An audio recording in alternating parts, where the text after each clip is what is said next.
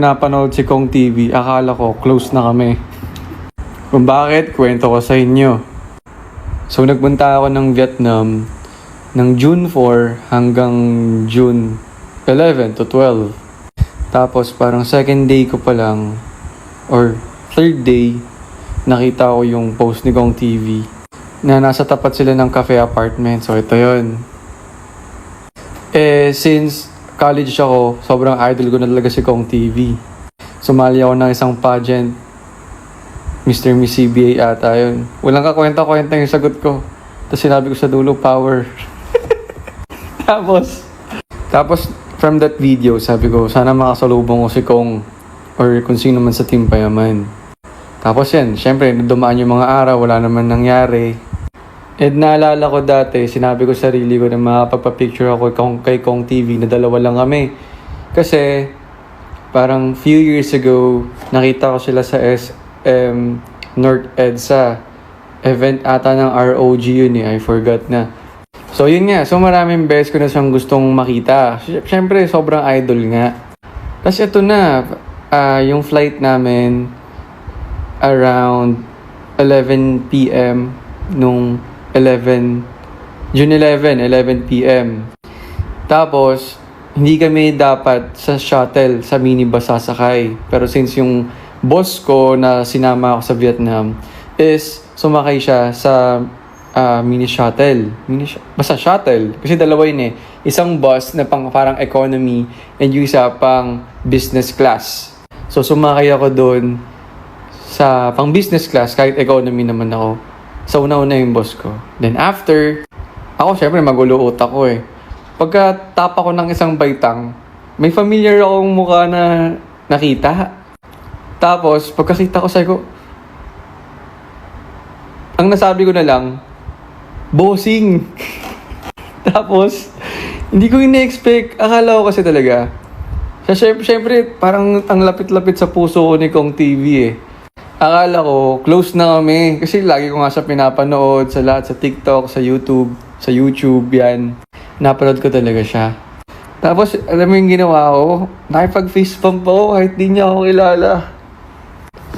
Tapos na-realize ko pagkaupo ko, ba't ko ginawa? Hindi naman ako kilala ni Kong TV. And then after nun, umupo ako sa likod niya. Pagkaupo ko sa likod niya, sige bossing Kong TV. Nasa left side ng bus, shuttle. Tapos yung isa, may walang nakaupo, wala siyang katabi. So doon ako sa likod. Tapos iniisip ko, shit, parang yung utak ko, kailangan ko makausap si Kong TV, kailangan ko makausap. Meron pang dumating sa point na nagbibilang na ako sa utak ko. 1, 2, 3, kakausapin ko na yung mga ganun. Parang hinahanap ko na yung timing. So sabi ko, bahala na. Basta gusto ko makausap si bossing Kong TV. Hindi na ako na-starstruck sa mga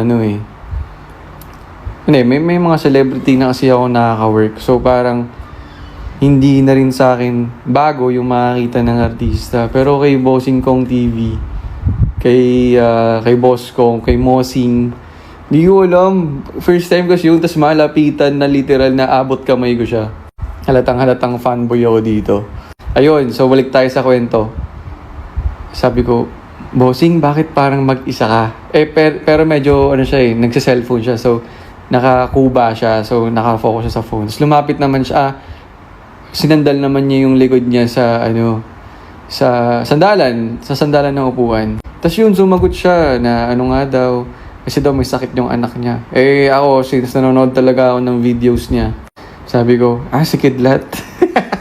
Sabi yun, kaya daw siya napauwi kasi may sakit nga daw si Kidlat. And yun, may mga personal questions. And nung time na yun, hindi ko talaga in-expect na makikita ko si bossing Kong TV. Sa iba, maaring mababaw lang to, pero for me, bilang idol si Kong TV, wala, sobrang nakakatuwa. Then after nun, syempre may mga konting kwentuhan about sa pagiging tatay nga niya. Sabi niya, manonood sila ng Metallica. So merong konting yung mga konting chismis, no? So manonood siya ng Metallica. And yun, after nun, bumaba na siya, umakyat siya nauna siya umakyat kasi siya yung totoong business class Then after nun, sinabi ko sa kanya, umakyat na rin ako. And then, syempre, magkaibang economy and yung business class. Tapos nagpa-picture ako ulit sa akin. Sabi ko, bossing, idol na idol kita, pa-picture ako. So, ito ulit yung food.